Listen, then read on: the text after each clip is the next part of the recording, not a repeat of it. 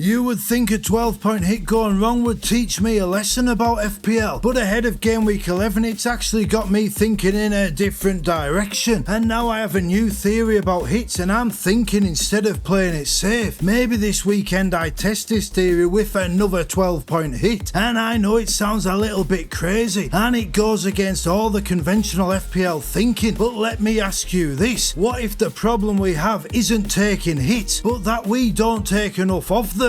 And I know you're thinking, come on now Nightmare, why are you doing it to yourself? You're already miles off the pace, why make things harder? But so many of the old FPL strategies are failing this season, so many of those high profile experienced managers are struggling, and so many of the ignored assets are getting the most points. The game we all love has changed, and part of the reason the veterans have struggled is because we have not adapted quickly enough. And to change our outcomes we have to be prepared to change our thinking, and that is what I hope to achieve in this video. So first let's take a look at my actual Game Week 10 outcomes, and it is grim reading. Only 3 players got me any additional points, and 2 of those are owned by absolutely everybody, and the third may have got me 13 points, but I took a 12-point hit to get him in, and I sold the 9-point Joao Pedro as part of that hit, so it is easy to say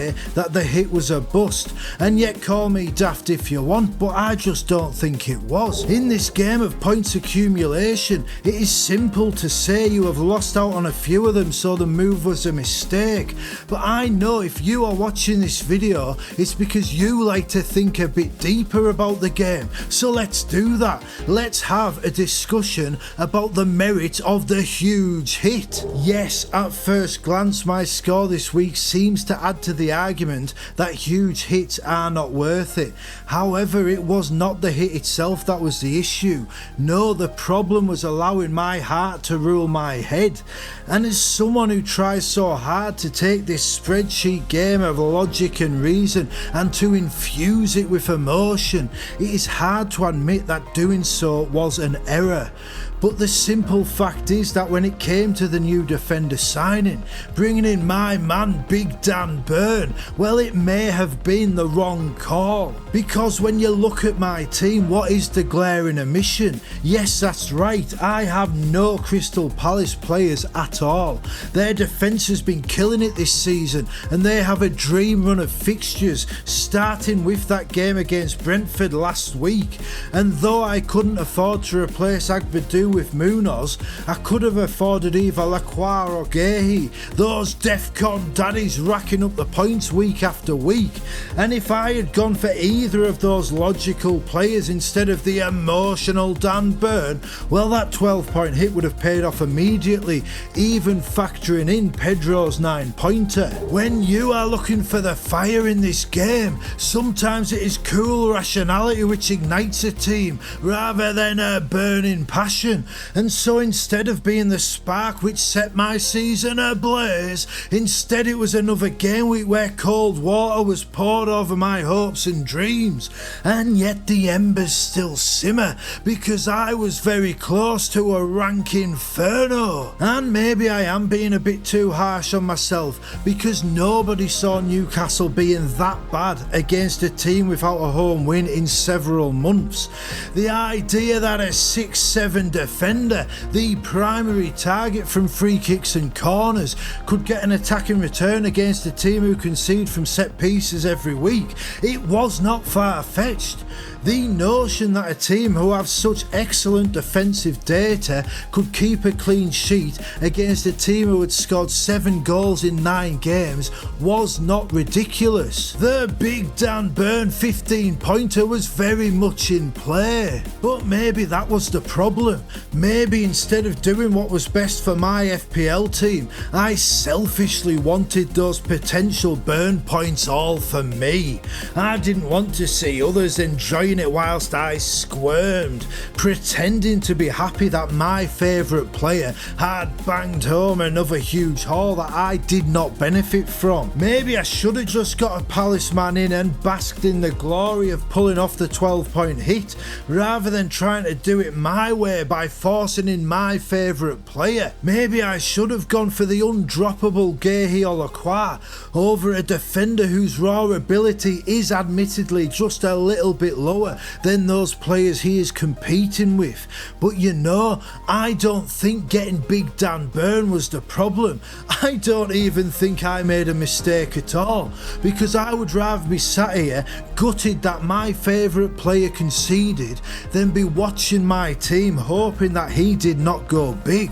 I would rather share my favourite player's disappointments than be relieved for them. And maybe that mentality will prevent me from ever becoming the FPL world #1, but maybe it will ensure that I enjoy the game enough to keep having the opportunity to give my FPL Nightmare the ultimate dream awakening. But yes, back to the point, even though I lost 4 points on the 12 pointer, what I have gained from that is 3 additional transfers over the next few weeks, because now I don't have to do Reinders to Umbumo this week, I don't have to do Agbadu to Burn, I don't have to do Kudos to Declan Rice.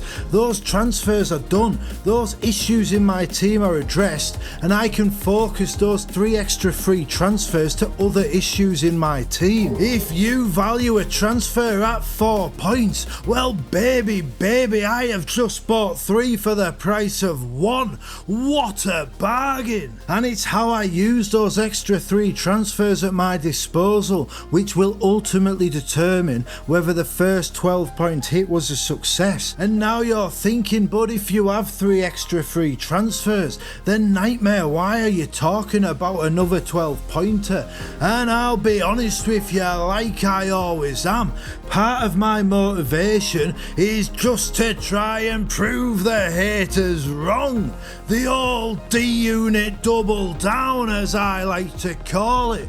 And I know you're thinking this guy is a joke, he's not even taking FPL seriously, but I can assure you I am, because if we look at my Gameweek 11 team, I'm looking at Saka and I'm wondering if he's worth it, and I'm looking at that defence, and neither Senesi, Gvardiol or Porro is filling me with much hope.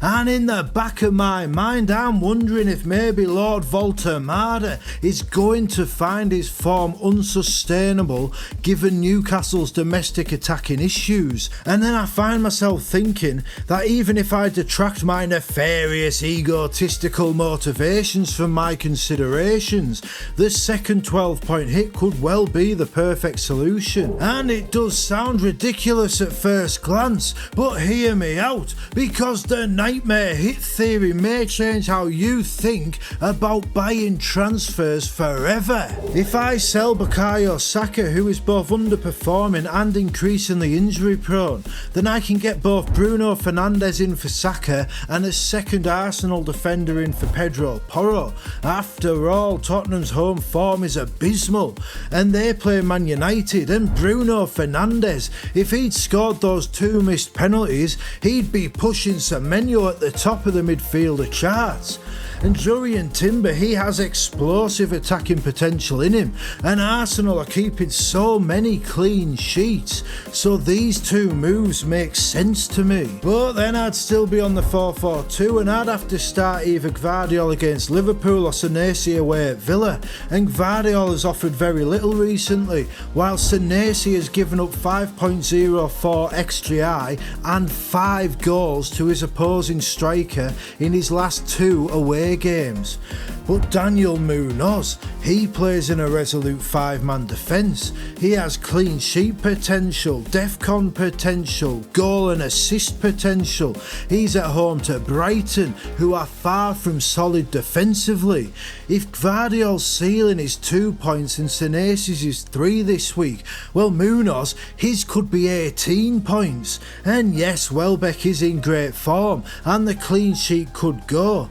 But would that perhaps make it even more likely that Munoz gets an attacking return or 2? And it wouldn't even have to be Munoz. I could even take a chance on Reece James, who in his last 6 games has completed 90 minutes 6 times, bringing home a goal, 2 clean sheets, 3 assists and a defcon bonus. And oh yeah, he plays Wolves, Burnley and Leeds in his next 4 games. The points potential is there for those prepared to dare. So if if I take a -8 and I get in Bruno Fernandes and he scores a penalty, and I get an Arsenal defender who keeps a clean sheet, and my second new elite attacking defender gets double figures in some configuration, then that looks a very profitable 8-point investment indeed.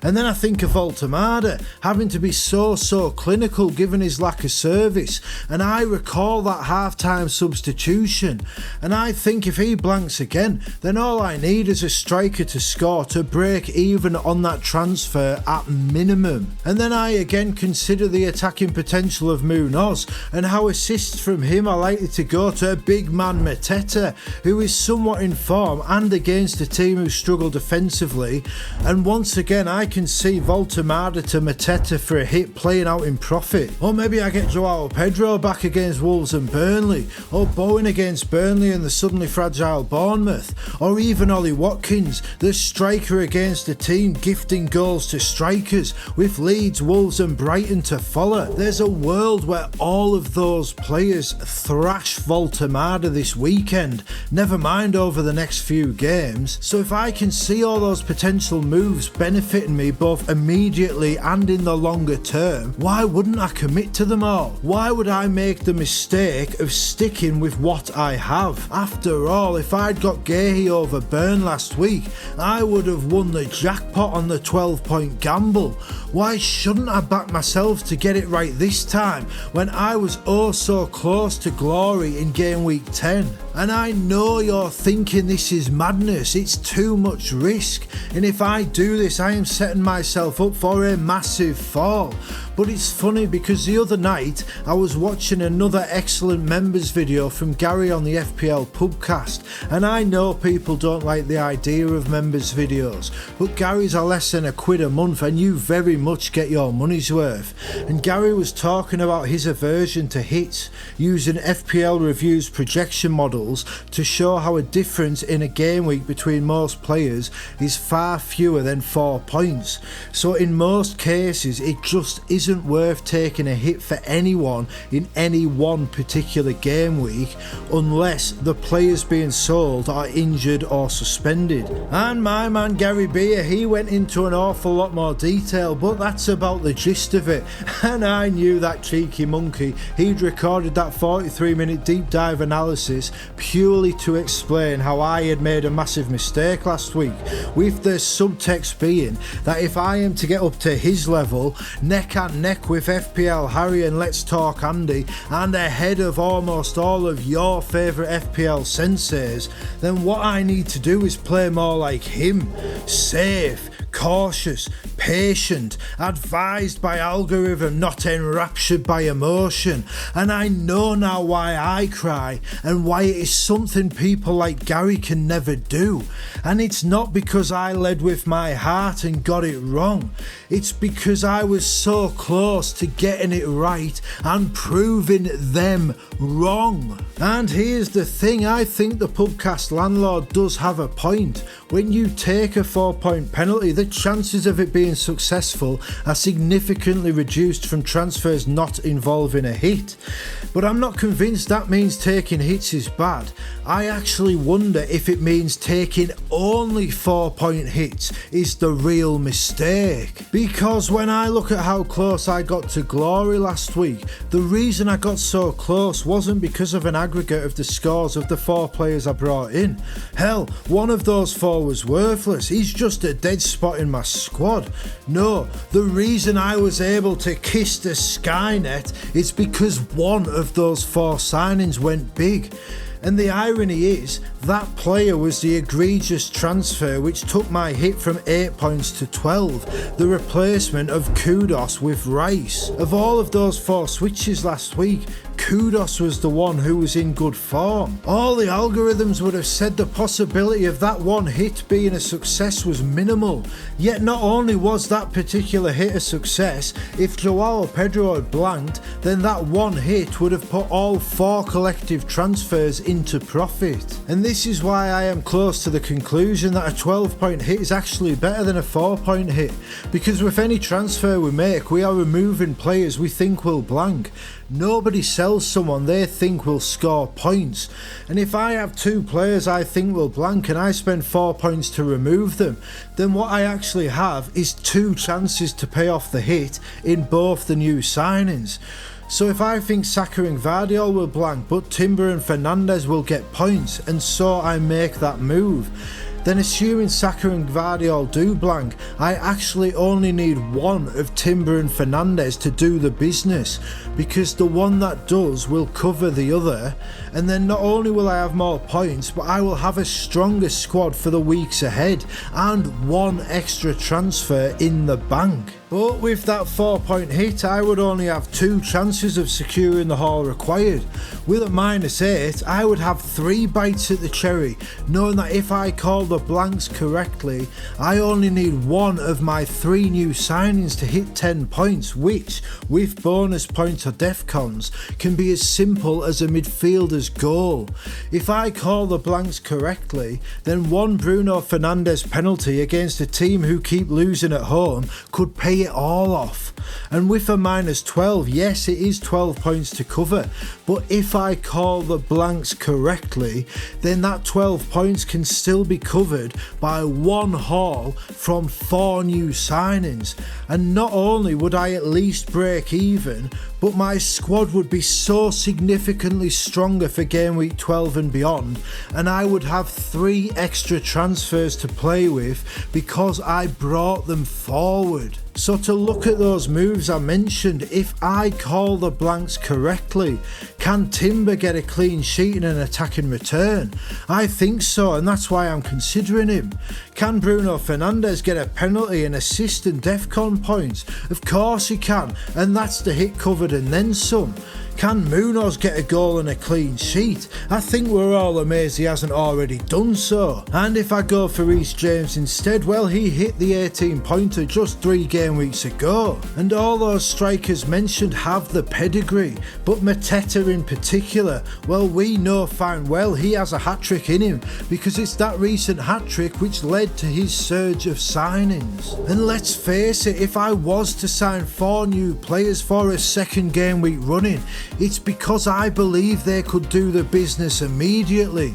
If I didn't, I wouldn't be bringing them in. But instead of needing 1 of only 2 players to bang to pay off the hit, I'd need only 1 of 4 to bring home the bacon, and maybe 2 of them produce the goods, or 3 of them, maybe even all 4. But I'd only need 1, and I would have 4 chances with the -12 rather than the 2 chances a -4 affords. So when Doctor of Psychology Gary Beer says a hit is a bad idea, maybe he does have a point, but maybe the reason he has a point is because the optimal play is to make 3 hits and improve our chances of the hit being successful by securing that 1 huge haul, or indeed 2 or more smaller hauls, by increasing the number of opportunities for success, knowing that even if we fall short by a handful of points, our squad is still so much stronger for the game weeks ahead. So with all that considered, am I going to go for the D-Unit double down? Look, I don't know. I've explained their nightmare hit theory, and I think there may well be something in it. But in the 12-point hit I discussed for my game week 11 team, I'd be selling Saka, who I absolutely think can get something against Sunderland. I'd be selling Pedro Porro, who may well get something against Man United. I've not forgotten how Senesi averaged an attacking return every 3 games in his last full season, or how Gvardiol has an incredible run of games to come.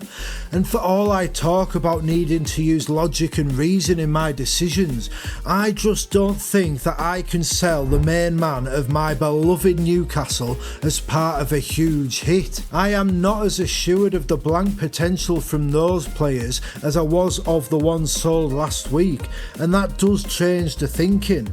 Maybe I should just switch out Porro for Gehi, or for a Chelsea defender, or Gvardiol for Munoz.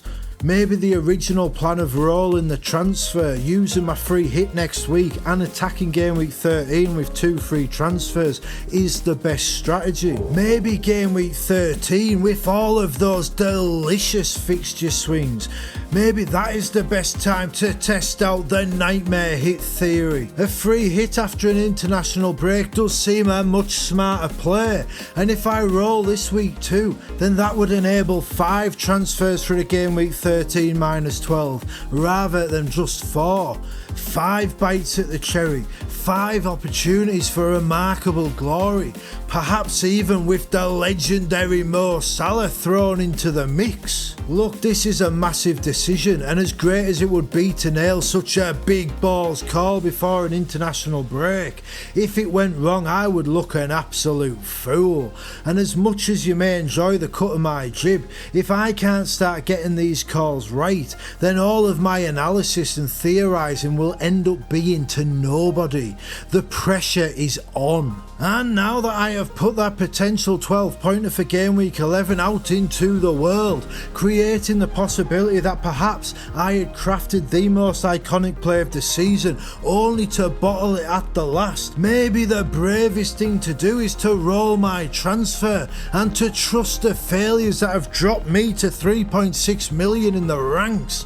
Goad me, convince me, talk me into the foolhardy fantasy, save me from my own storytelling stupidity, because now I've put it out there, I kinda want to test out the theory, even knowing that all I am doing is opening myself up to mockery, because I know if I pulled it off, it would be legendary. And to think you actually thought I would learn from that Gordon red card captaincy. Ha ha!